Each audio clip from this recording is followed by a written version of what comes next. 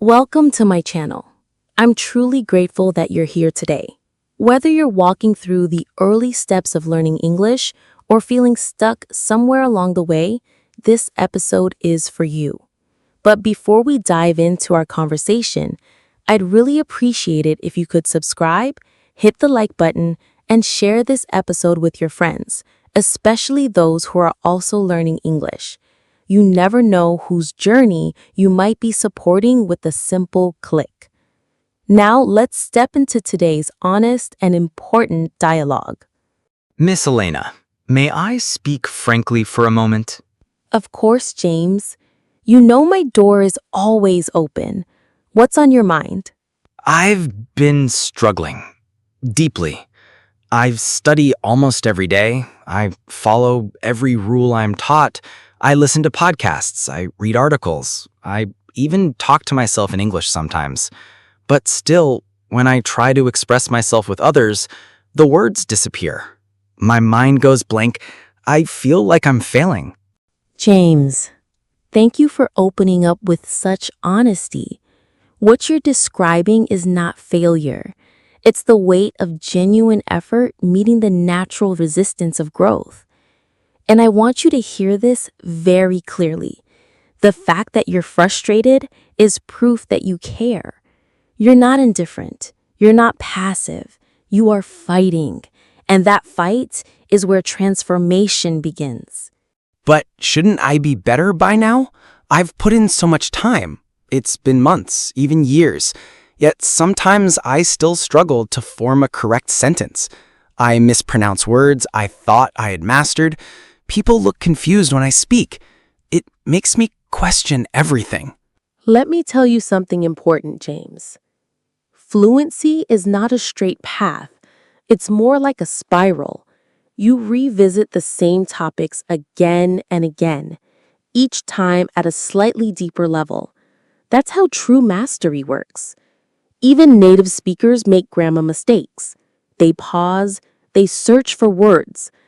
So why do we hold ourselves to a higher standard when learning a second language? I guess I keep comparing myself to others, to people who seem to speak so naturally. Comparison is a thief, James. You see the result, but not the effort. You hear their fluency, but not the hundreds of silent hours they spent reading, listening, failing, and trying again. Language is not a race. It's a journey, one that rewards consistency far more than speed. Every single time you practice, you're carving new pathways in your brain. And those pathways become stronger, deeper, faster with repetition. It's invisible progress until suddenly one day you notice, wait, that used to confuse me and now I understand it.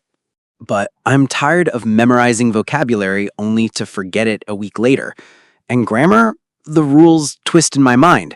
I study them, I think I understand them, and then I speak or write, and they vanish. I know that pain well, James.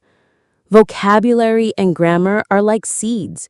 You can't just drop them into your memory once and expect them to bloom.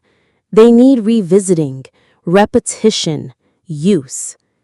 Instead of memorizing a word once, return to it 5 or 6 times over days or weeks. Use it in a sentence. Say it out loud. Write it in your journal. Imagine a story with it. And grammar? Think of it not as a set of rigid rules, but as patterns. Start noticing those patterns in books, in shows, in lyrics.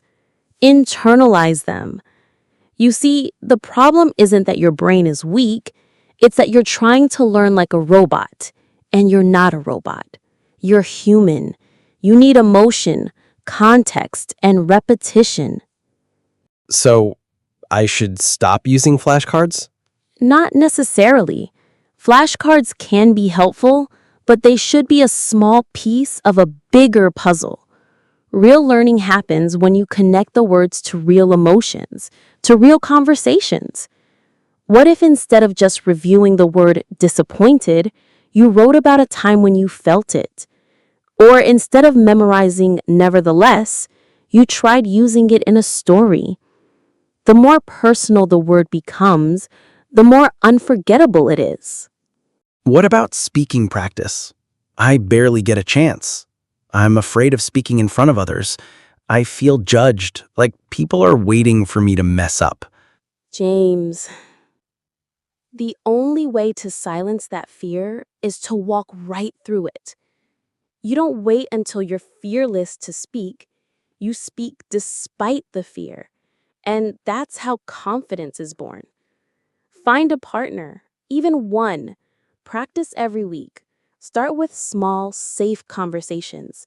Tell them, I'm still learning and I may make mistakes. Please be patient. Most people will admire your courage, and those who don't, they were never worth impressing. It feels lonely sometimes.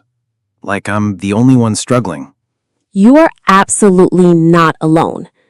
There are millions of learners who cry in frustration after a long study session, who feel like quitting, who wonder if they're smart enough. But here's the difference. Some quit, and others, like you, keep going. You, James, have the heart of someone who won't give up. That is the single most powerful tool you can carry. What should I focus on right now if I want to keep improving but not burn out? Here's my advice, and I want you to take it seriously. 1. Choose one major goal per week, like improving listening or mastering 10 new words.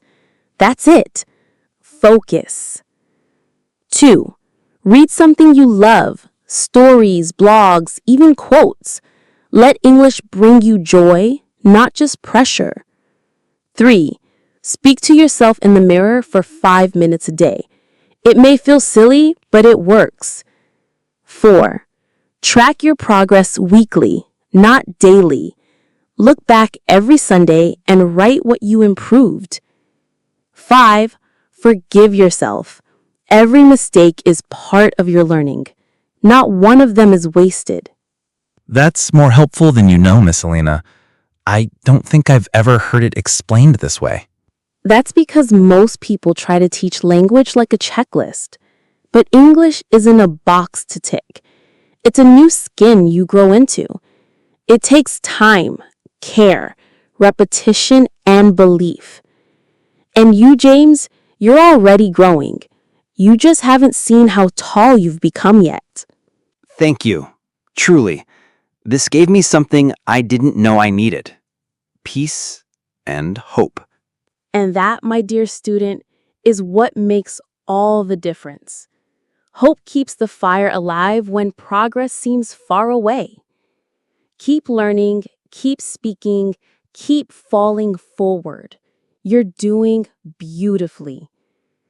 And remember, this journey is yours. Own it with pride. Now, to everyone listening, thank you for joining us. If this episode gave you any helpful idea, please support us by subscribing to the channel, leaving a comment below, and sharing this episode with a friend. You never know who might need these words today. See you in the next one. Stay brave, stay curious, and above all, keep speaking.